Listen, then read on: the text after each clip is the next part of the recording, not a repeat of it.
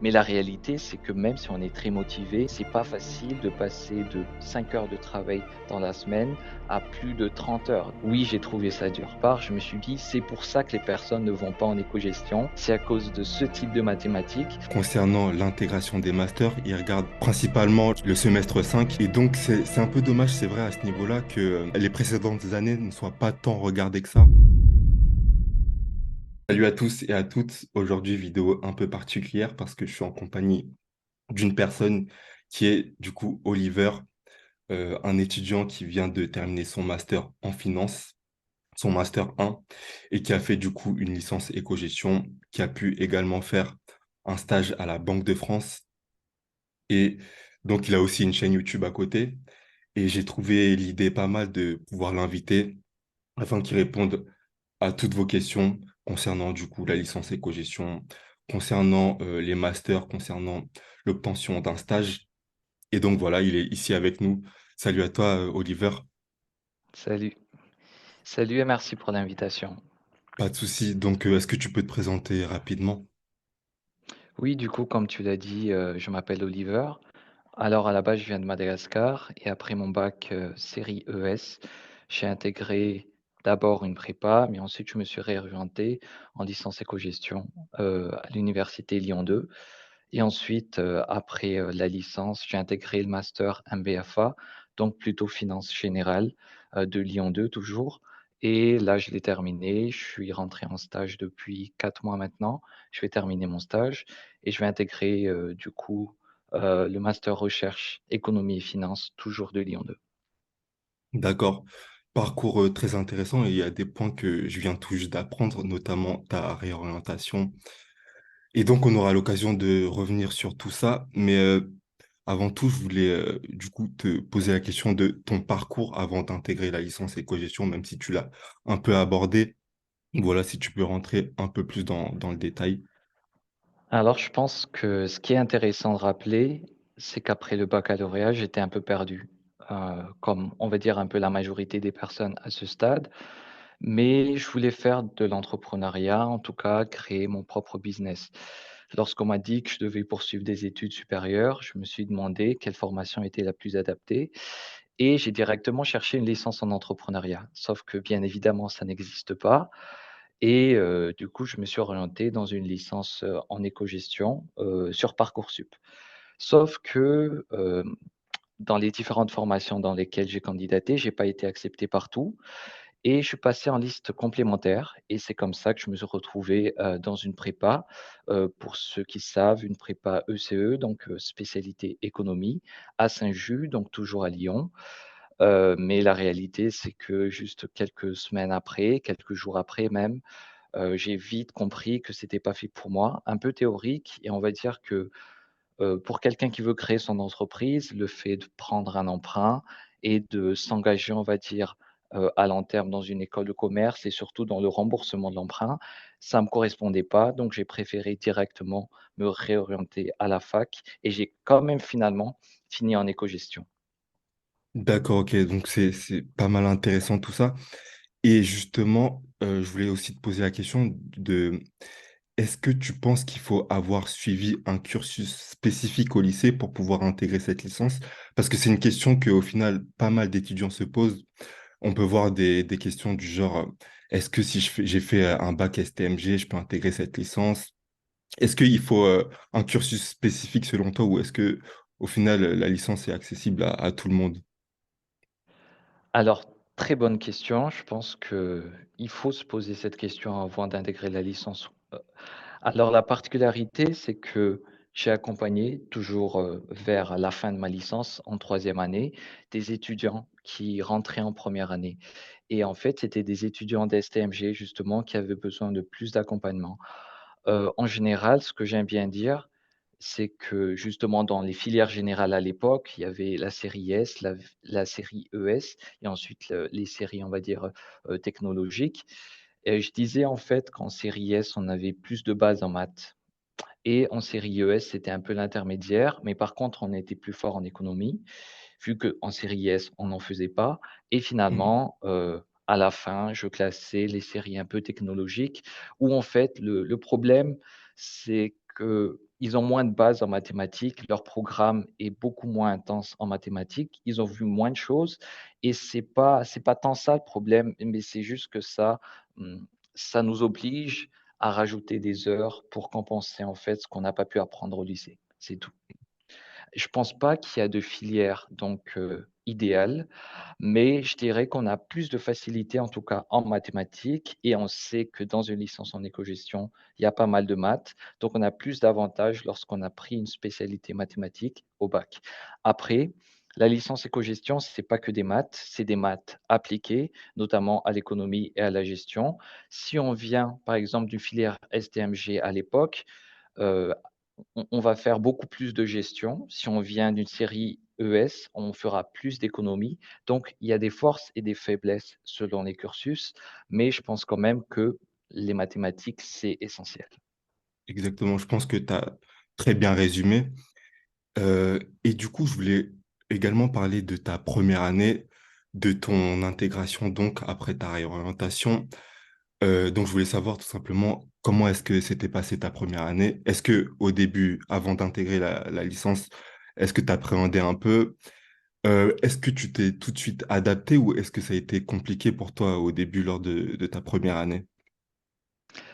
Alors, en fait, du coup, comme je me suis réorienté de la prépa vers la fac en écogestion, déjà j'avais accumulé d'un retard de, je dirais, 1 mois à la prépa, vu que en classe prépa, pardon, vu que j'ai eu un retard par rapport à mon visa.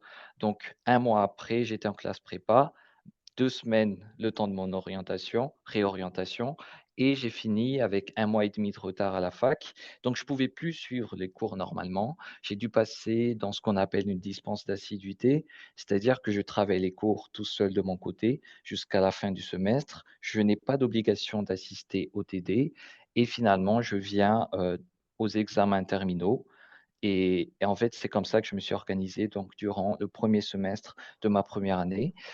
Alors, du coup, je l'ai beaucoup plus senti que les autres personnes, le fait, en fait, de passer, on va dire, du lycée à la fac où je me retrouve à travailler normalement au lycée en groupe et là, je me retrouve vraiment tout seul.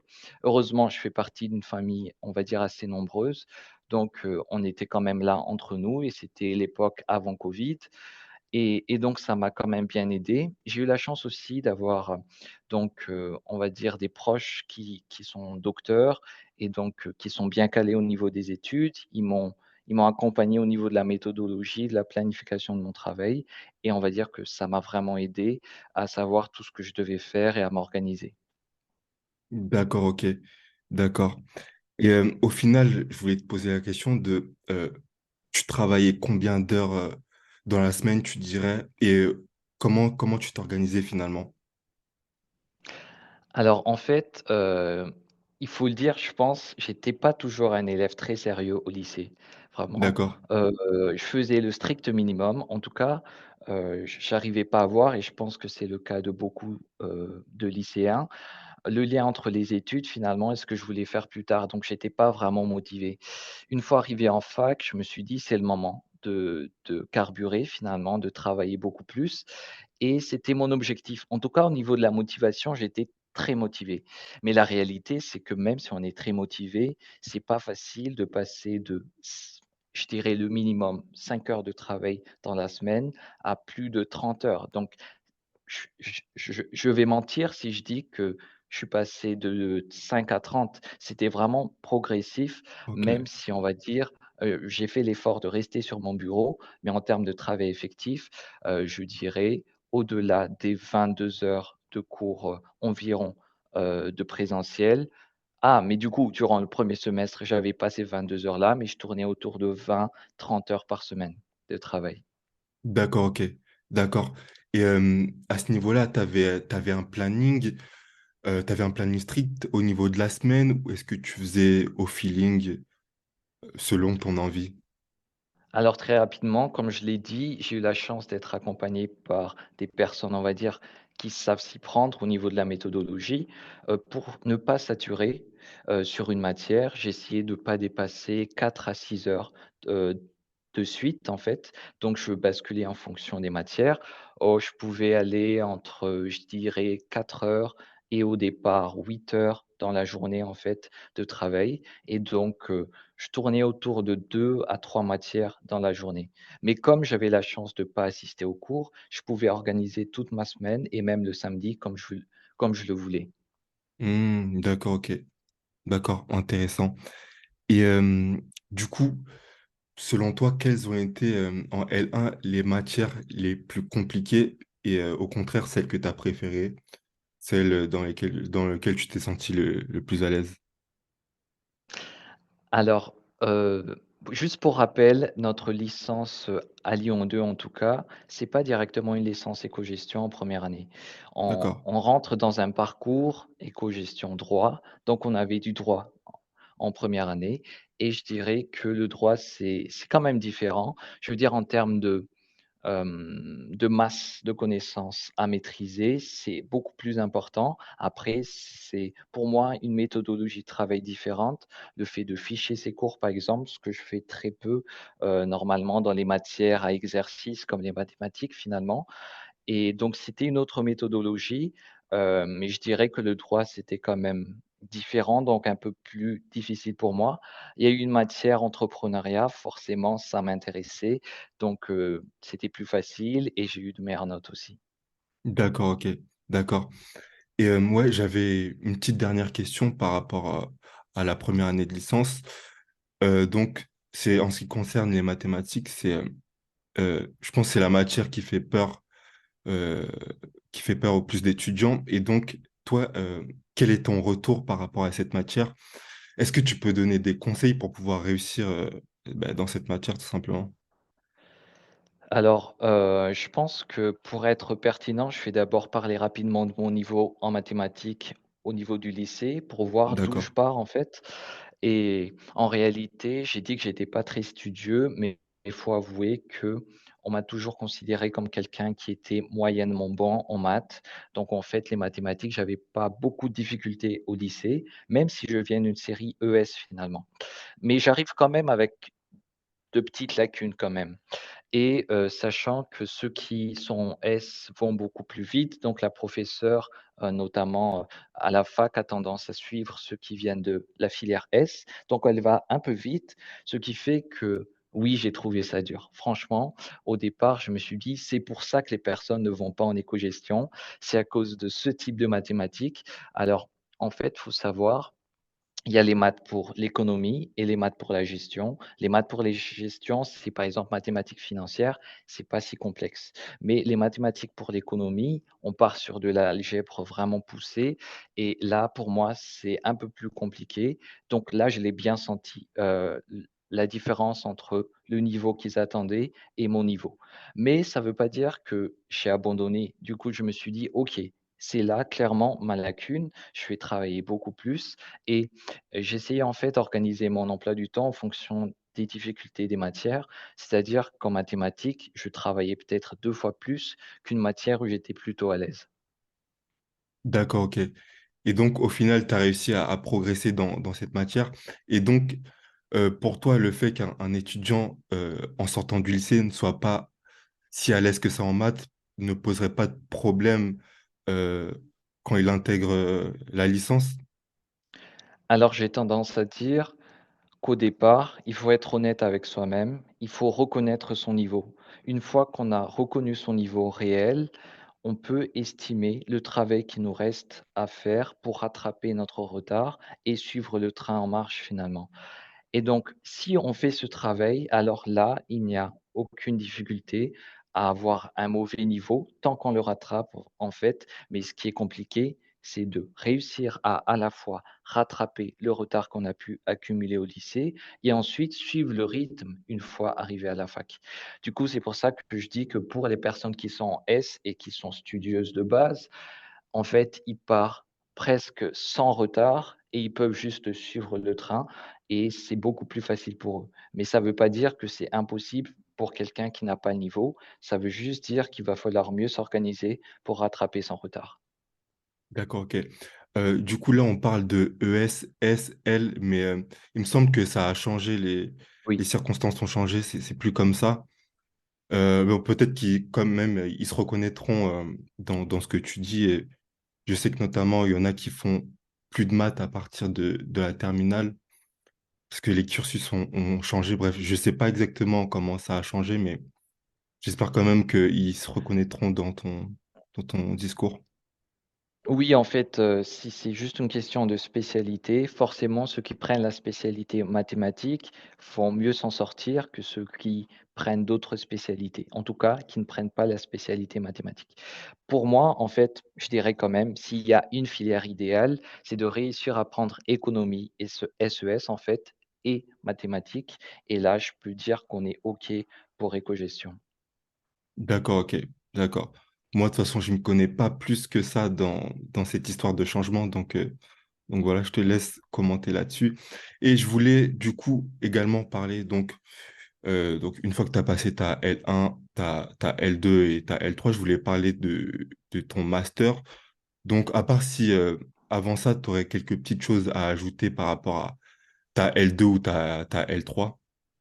Alors, la L3, déjà, il faut savoir que la L3, c'est une année essentielle pour ceux qui veulent poursuivre, dans un master et je le dis aussi pour ceux qui ne savent pas, c'est que très peu de personnes s'arrêtent à une licence en écogestion. Généralement, c'est une licence généraliste et normalement, on continue en master après.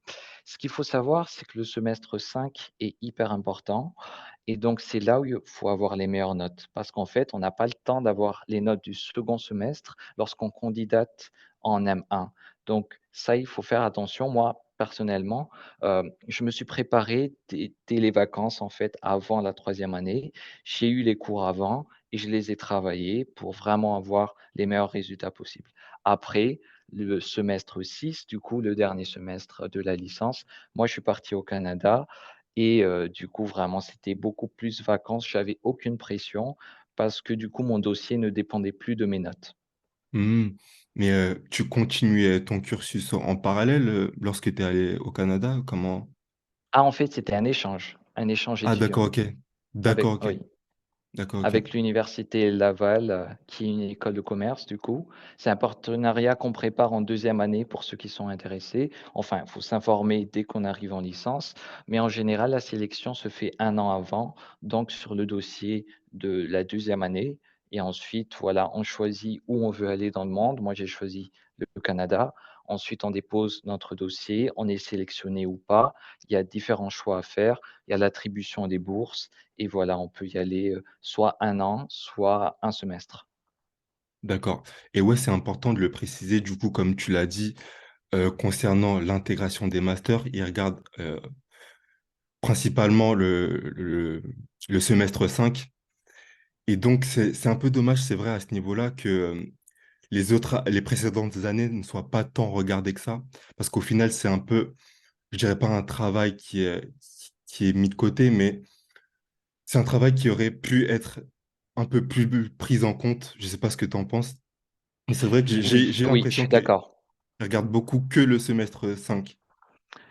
Je suis d'accord avec toi, mais en fait, la réalité, c'est que je pense que c'est quand même justifié dans un sens où, pour moi, tu peux pas avoir un très bon semestre 5 si tu as pas un minimum travaillé durant la première année et la deuxième année. C'est-à-dire qu'en fait, il y a des prérequis. Donc ils considèrent que c'est un peu une somme, mais généralement, je sais pas, ça dépend des personnes. Personnellement, j'ai quand même fait un bonbon parce que je tournais autour de 14 de moyenne en première année et en deuxième année et justement durant ce semestre 5, j'ai eu 15,3 de moyenne si je me trompe pas.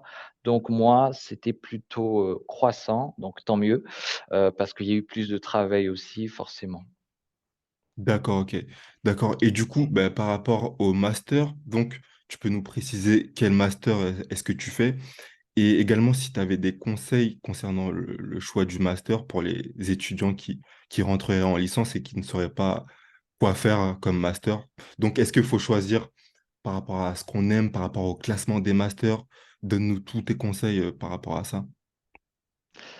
Alors Moi, en fait, j'ai candidaté du coup dans 2 pays, dans 2 villes et dans du coup au total 5 ou 6 universités, Oui, faut juste notamment préciser oui, que il y avait pas mon master, je pense que à l'époque où tu as fait ça, enfin, oui, au moment voilà, où tu as fait ça, il y avait pas mon master encore. C'était exactement différent. et oui et mon master, je pense que c'est bien national de toute manière. Ouais, ouais, National ou ouais. seulement au niveau des villes? Je pense que c'est national. Il me semble que c'est national plutôt, ouais. Oui. Ouais, ouais. Et du coup, en fait, à l'époque, comme j'étais déjà à l'université Laval, qui est une école de commerce, donc j'ai candidaté, si je me trompe pas, dans 3 masters. Un master dans l'éducation, un master en entrepreneuriat et un master dans le développement des actions humanitaires. Ça, c'était, à Laval et ensuite j'ai candidaté à Paris. Moi, je me suis dit: «Je vais pas monter à Paris, étant donné que je suis à Lyon, si c'est pas pour entrer dans les meilleures facs parisiennes». Bon, un peu ambitieux, j'ai, candidaté à la Sorbonne et à Paris-Dauphine. Sorbonne sur un master en entrepreneuriat, on sait jamais et Paris-Dauphine sur un master, en comptabilité. Mais bon, ils m'ont tous les 2 refusé en fait, parce que je pense qu'il y a quand même un blocage. En tout cas, il y a un niveau qui est requis pour passer d'une fac lyonnaise à une fac parisienne et Mmh. j'avais pas un assez bon dossier, en tout cas et sinon j'ai quand même candidaté à Lyon 2 en finance et en management stratégique et ce qu'on remarque en fait lorsqu'on regarde où j'ai candidaté, c'est qu'il y a plusieurs filières différentes. Ça montre vraiment que j'étais perdu, heu, en finissant ma licence et j'ai vraiment hésité. Donc là, je pense qu'on peut tirer déjà une première leçon, c'est que lorsqu'on ne sait pas, vaut mieux candidater presque partout.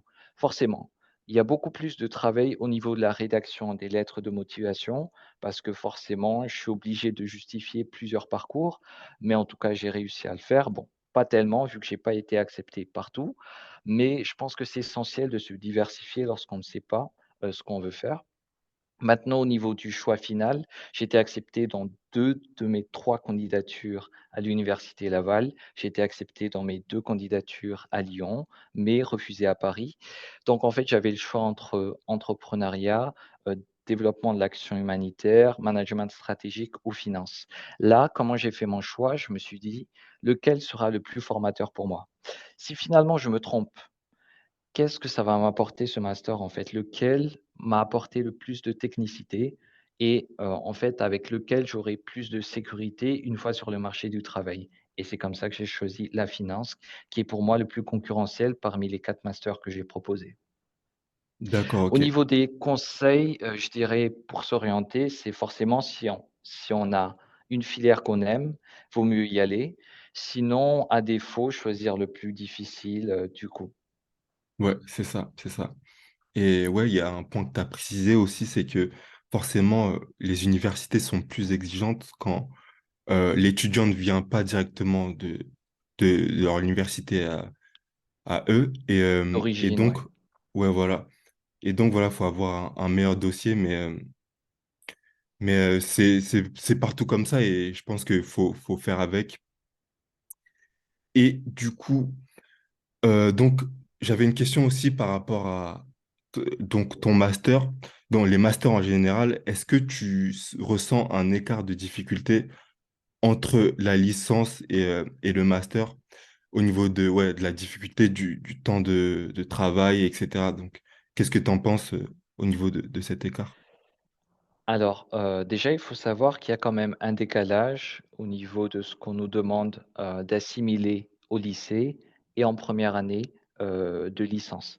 Donc là, il y a déjà un décalage et je pense aussi que c'est surtout lié au fait, qu'au niveau de la méthodologie, c'est pas la même chose, vu qu'on est habitué à être dans des petits TD, on va dire, au lycée, alors que parfois on se retrouve en amphi. En fait, c'est une ambiance différente. Ça aussi, ça change et en fait, comme tu l'as dit, il y a aussi un décalage entre la licence et le master. C'est-à-dire qu'on va nous demander d'apprendre plus de choses.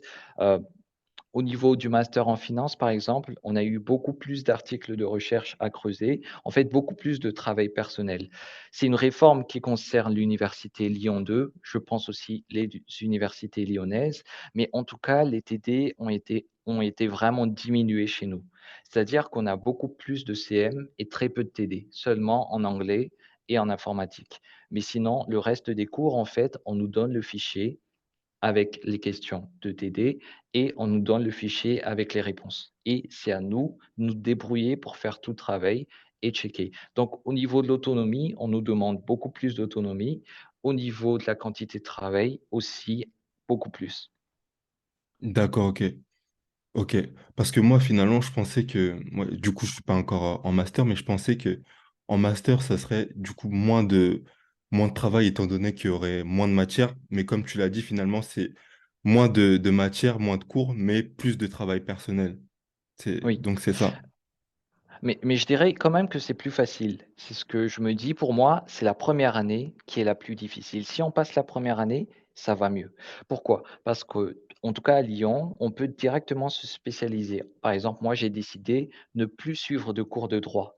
Donc j'ai eu plus qu'économie et gestion. Maintenant, une fois que j'arrive en master, j'arrive dans un domaine spécifique et normalement, si je l'aime, eh bien, c'est beaucoup plus facile pour moi de le travailler et finalement, alors qu'on était très généraliste avant, on commence à se spécialiser, donc finalement à réduire le nombre, on va dire, de sujets qu'on doit traiter, qu'on doit aborder et nos recherches sont beaucoup plus spécialisées, ce qui fait finalement le travail, certes, il y en a plus, on va plus en profondeur, je dirais, Ok, mais ouais. c'est pas oui, voilà, Ouais, c'est comme tu l'as dit, étant donné qu'on se spécialise beaucoup plus.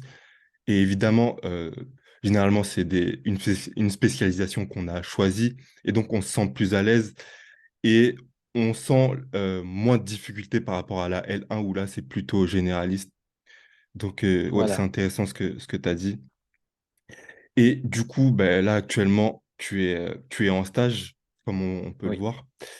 Je voulais que tu nous parles un peu de ton stage, dans dans quoi est-ce que tu es exactement, comment est-ce que tu as pu intégrer ce stage et nous donner des conseils pour un étudiant, par exemple, qui voudrait également pouvoir trouver un stage comme tu l'as fait? Alors du coup, j'ai fait une vidéo sur mon stage à la Banque de France, mais je vais quand même vous faire un résumé.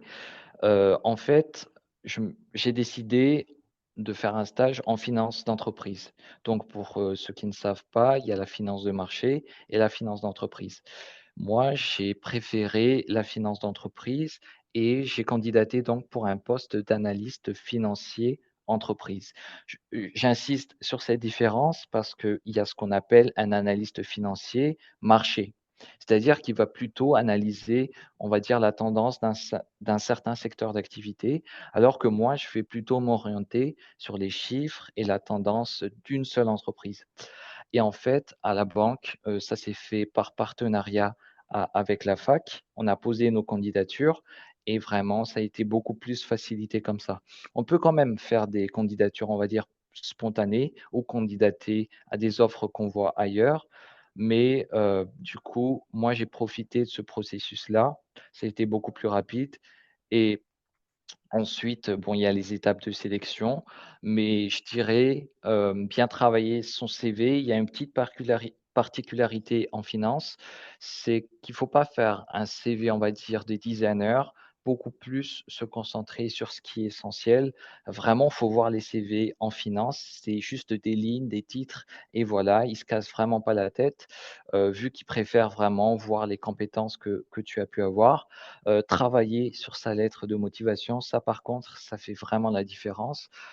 Moi, je dirais essayer de personnaliser au maximum. Déjà, essayer de lire la lettre soi-même ou la faire lire après et il faut qu'on puisse voir qu'on a quand même fait des recherches sur l'entreprise, que c'est pas une lettre au hasard, on va dire, qu'on a envoyée, à la suite en série, mais vraiment qu'on a pris le temps de voir si l'offre nous intéressait réellement. Je pense qu'au lieu de se concentrer à faire 50 offres dans 50 entreprises et envoyer une même lettre heu, de motivation, il vaut mieux se concentrer sur 10 entreprises où on travaille vraiment les lettres et là, on aura plus de chances d'être accepté. Après l'entretien, ça se prépare. Ce que j'aime bien dire, c'est qu'un entretien, en tout cas un poste qu'on veut réellement, ça se prépare à travers d'autres entretiens. C'est-à-dire que finalement, il y a des entretiens de préparation. Et ça, il faut déclencher des entretiens de préparation, c'est-à-dire même si on n'aime pas vraiment le poste en question, vaut mieux y aller pour se préparer parce que dans un entretien Il y a la présentation, il y a l'entretien technique. Au moins bosser sa présentation et s'entraîner parce que c'est comme ça qu'on s'améliore et qu'on arrive à notre meilleur niveau. D'accord, bah, merci beaucoup pour tous ces conseils. Et du coup, pour en revenir à toi, qu'est-ce que tu envisages de faire là sur les prochains mois, si tu souhaites en parler? Oui, oui, bien sûr. Alors en fait, comme je te l'ai dit, je vais prendre une année de césure. Ça a été une décision difficile, j'en profite pour en parler rapidement. Parce que je me suis dit: «Oui, voilà, au niveau de l'âge, j'ai pas envie d'être en retard». On sait aussi que si je rallonge mes années, d'études, ça fait un salaire en moins aussi et finalement, j'ai quand même pris la décision de faire cette année de césure, vu que c'était en cohérence avec mon futur projet. Donc comme je l'ai indiqué au départ, je vais intégrer un master recherche et ça, c'est intéressant, je peux en parler aussi, en partenariat avec l'EM Lyon. Donc en codiplomation. Ce qui veut dire qu'une fois, qu'on sera diplômé, on aura à la fois EM Lyon et Lyon 2, sachant qu'on a 40 de nos cours à l'EM Lyon. Donc c'est un master recherche, qui dit recherche dit doctorat et effectivement, moi j'aimerais m'orienter, vers un doctorat et une thèse et justement le lien, c'est que j'ai envie de faire une thèse, sur le mode de financement des fonds d'investissement. En tout cas jusqu'à maintenant, c'est ce que je veux faire et pour cette année de césure, je veux travailler à Madagascar, du coup, retourner dans mon pays, pour travailler dans un fonds d'investissement, pour voir un peu comment, est-ce qu'il s'organise et voilà, pour avoir une idée de ce que c'est un fonds d'investissement et comment travailler à l'intérieur. Ok, très bien. Merci à toi, Oliver, pour toutes ces réponses. J'espère que ça aura aidé pas mal d'étudiants et je pense que ouais, ça sera le cas. Étant donné que tu as un parcours intéressant, tu as donné pas mal de bons conseils. Et voilà, donc si tu as un mot de la fin à faire partager, n'hésite pas, vas-y. Merci, en tout cas merci. C'était un plaisir pour moi aussi de partager ces conseils. Pour mot de fin, je dirais que lâchez pas vos rêves. Enfin moi, à la base, je voulais juste être entrepreneur et j'ai fini par découvrir au fur et à mesure que j'avais à y gagner, d'être sérieux dans mes études et que ça allait me faire avancer dans mes projets.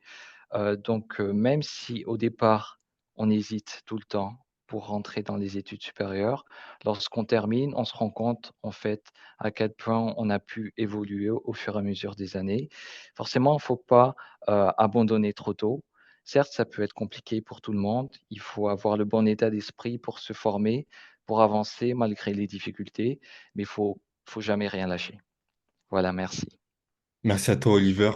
Et ouais, du coup, je mettrai ta chaîne en description si vous voulez. Merci. Voilà, en plus, tu parles pas mal de la licence éco-gestion, encore plus Ouais, en profondeur. Donc, voilà, pour tous les étudiants qui seraient intéressés, allez y jeter un coup d'œil. Je vous mets également, du coup, en description ma fiche de synthèse que j'ai réalisée. Donc, pour ceux qui rentrent en L1 éco-gestion et qui voilà, appréhendent pour les maths, j'ai écrit une fiche de synthèse où j'ai noté toutes les notions qu'on aborde durant la L1 et la L2. Du coup, c'est tout pour cette vidéo. On se retrouve à la semaine prochaine, sûrement pour une autre vidéo. Et toi, Oliver, quand est-ce qu'on peut te retrouver? ouais, bien sûr, sur ma chaîne aussi, nouvelle vidéo et voilà, j'espère qu'on pourra faire d'autres concepts comme ça. C'était sympa.